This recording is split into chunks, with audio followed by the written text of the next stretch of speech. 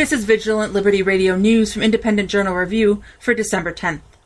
The man behind Obamacare, Jonathan Gruber, testified before the House Oversight and Government Reform Committee and apologized for comments he made concerning, quote, the stupidity of the American voter, helping Congress pass the health care law back in 2009.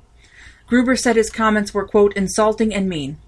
Congressman Trey Gowdy took an apologetic Gruber to task, asking, quote, which one are you sorry for, because you said it or because you meant it? Even Democrat Elijah Cummings admonished Gruber for his remarks. Gruber went on to emphasize that his comments should not undermine the law, saying, I behaved badly, but my own inexcusable arrogance is not a flaw in the Affordable Care Act. Gruber appeared before the committee after several videos featuring him referring to using the stupidity of the American voter to pass the law surfaced online. The current Congress is set to wrap up its business this Friday, the same day the current spending bill expires. According to IJ Review, a new spending bill is set for a vote, and it is a $1.14 trillion, quote, cromnibus bill, a mashup of continuing resolution and omnibus spending bills. Many watchdog organizations are watching the bill closely, and Nancy Pelosi warned Republicans that Democrats would not accept any destructive riders to the bill.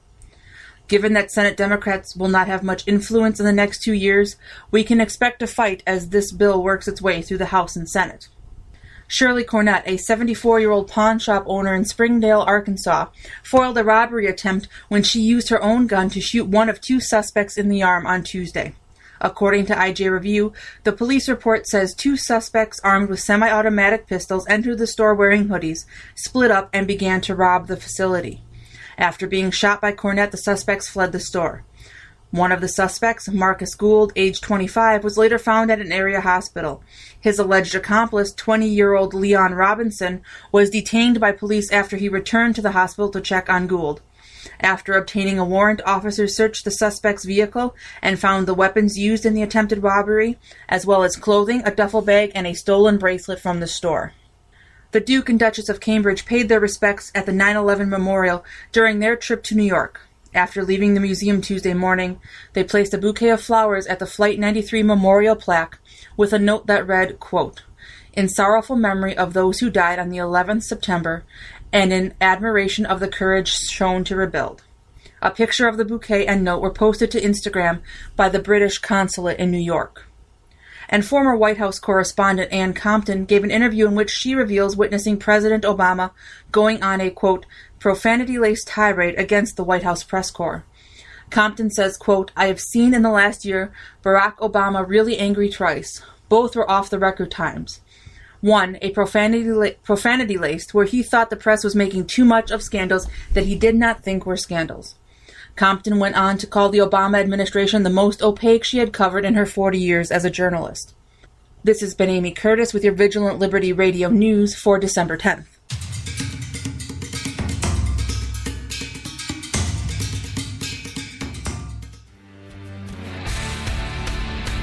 Hi, this is Mary Chastain of Breitbart News, and you're listening to Vigilant Liberty Radio. Welcome back to the Modern Comments radio show here on Vigilant Liberty Radio. I am Amy Curtis, your host, and with me this evening again is Heather Boulware and Sean Bankman. You can join us in the chat room at vigilantliberadio.us if you have not already done so, or you can send me a tweet at Modern Comments on Twitter, and I will work your comments into the show. In the nice first job half, on the news, by the way, Amy. Oh, thank you very much. Everybody has been very complimentary about the news, and I really like doing it, and I enjoy doing it.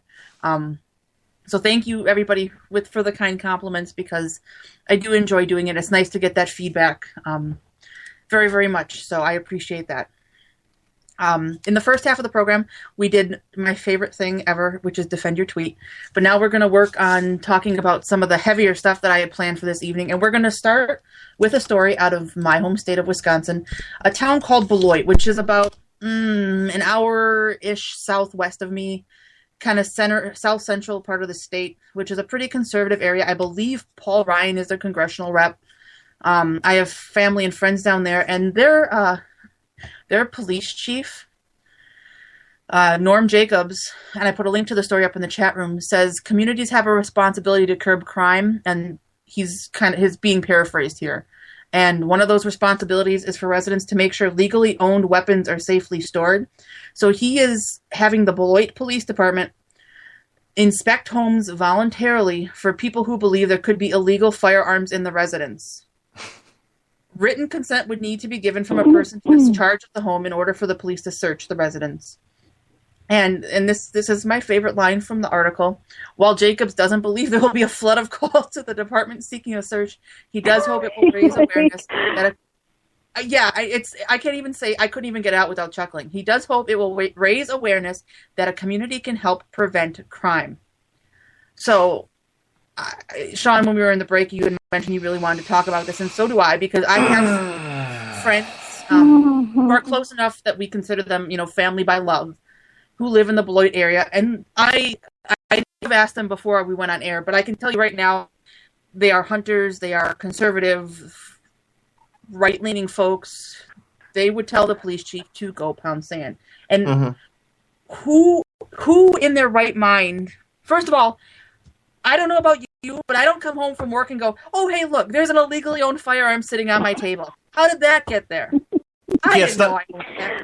It's not like it's a mouse that you're like wondering if it's living behind your wall that you don't see it, but you think it's there or something. Can you imagine someone walking into their house and going, "Oh, look, an illegally armed firearm," just screaming at the top of their lungs, going, yeah. Eek! I would love to hear that 911 call personally. I would. Yes, hello. I found an illegal gun in my house. Can you come and help me?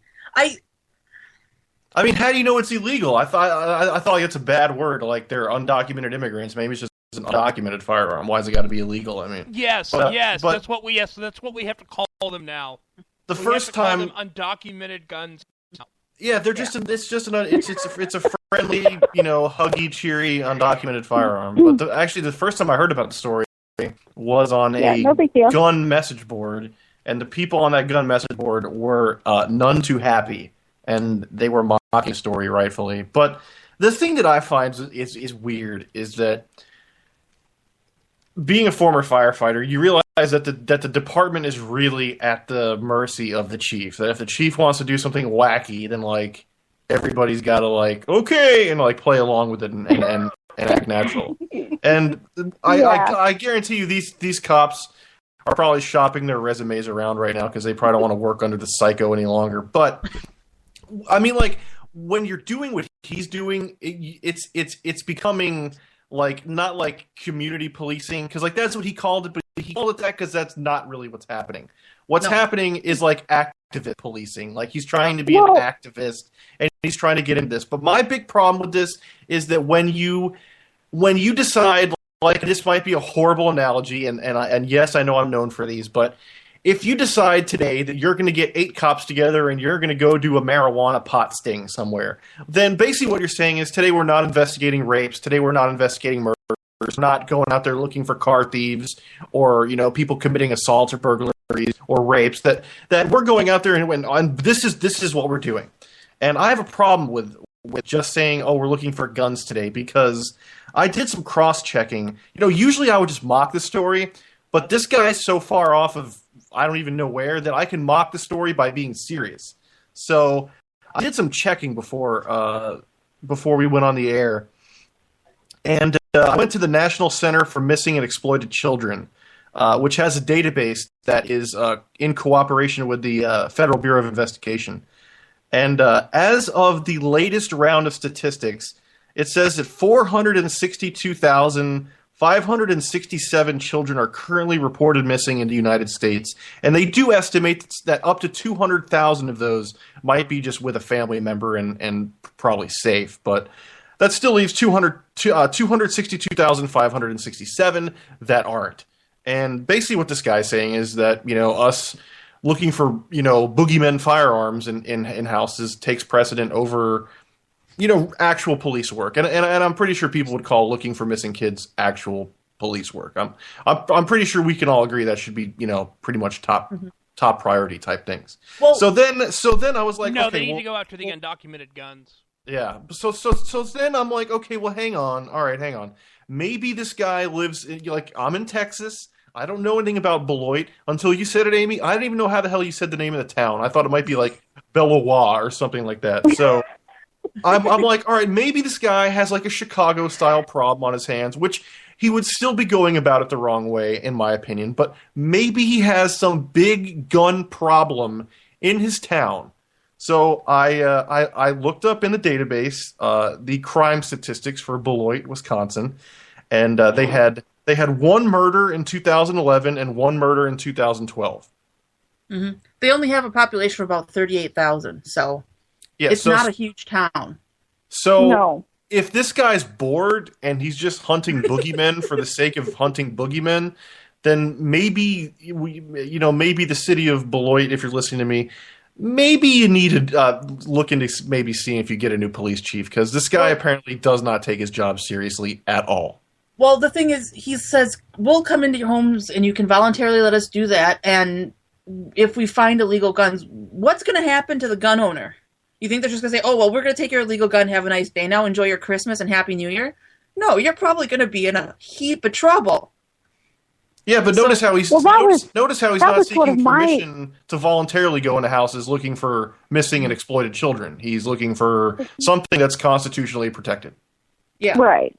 Well, and I mean, when I read this story, I actually kind of thought, okay, I mean, the guy is just sort of indulging, the gun grabbers. Like, oh, okay, well, I'll just volunteer to go to people's homes and find illegal weapons. And then I sort of started thinking about it, and I'm like, okay, like someone's actually going to call you and say, hey, come search my house. And then if you find something, be like, well, I volunteered for the search. Now I shouldn't be in trouble because I had an unlicensed weapon.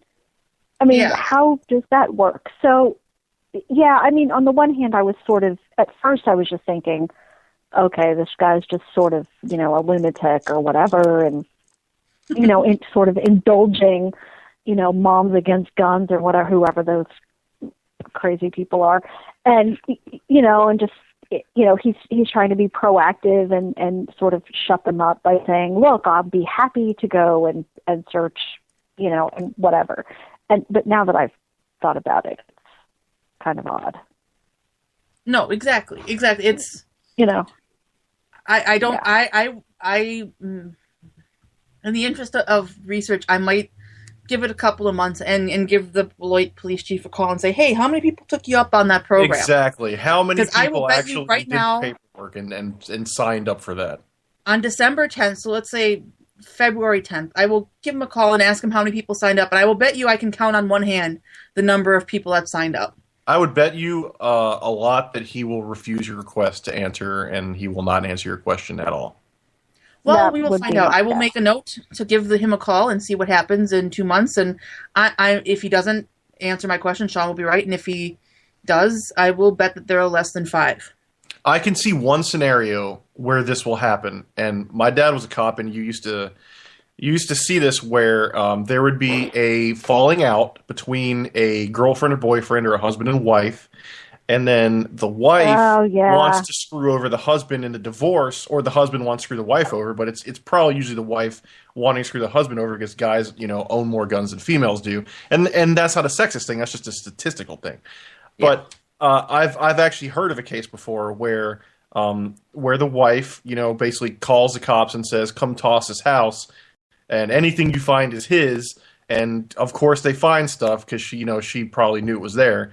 And then she looks like a saint because she called the cops, and now she's got ammo for her divorce, and now this guy's getting arrested down the street at the bar, has no idea why, and all this. That's this is going to solve no problems. This is probably going to save 0 lives, because if you do go out there and steal guns, or someone sold you a shady gun on the down low, you're not going to volunteer for them to come find it. You're not going to call, right? And I mean, because I am who I am. If I lived there, I would call him and say, why don't you come search my house, just to waste their time?